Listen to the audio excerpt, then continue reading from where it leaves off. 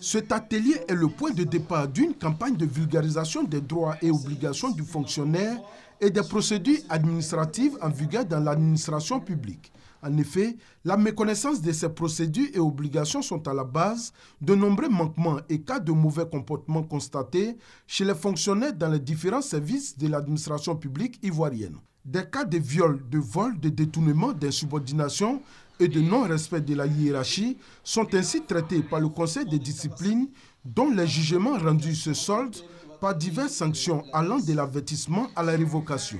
Chaque année, ce sont en moyenne 200 cas de fonctionnaires traduits devant le Conseil de discipline. Il y a toujours eu des fonctionnaires délicats qui soit font des manquements à leur hiérarchie, soit des problèmes d'abandon de poste. Une simple petite précaution de la procédure disciplinaire,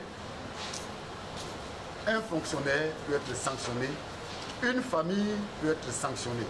Je parle de la famille biologique bien sûr, parce que n'ayant pas respecté certaines procédures. Cet atelier s'inscrit dans la vision du gouvernement de redynamiser l'administration publique ivoirienne en la dotant d'une ressource humaine de qualité afin de répondre aux défis de l'émergence dont la Côte d'Ivoire aspire. Pour y arriver, il faut amener les fonctionnaires à connaître leurs droits et obligations et surtout à connaître le fonctionnement de l'administration publique. Cet atelier organisé aujourd'hui est très opportun d'ailleurs même pour nous, gestionnaires des ressources humaines qui sont sur le terrain, afin de répercuter cela sur les personnels que nous gérons en région pour pouvoir les amener à mieux exercer ce pourquoi ils ont été appelés dans l'administration publique.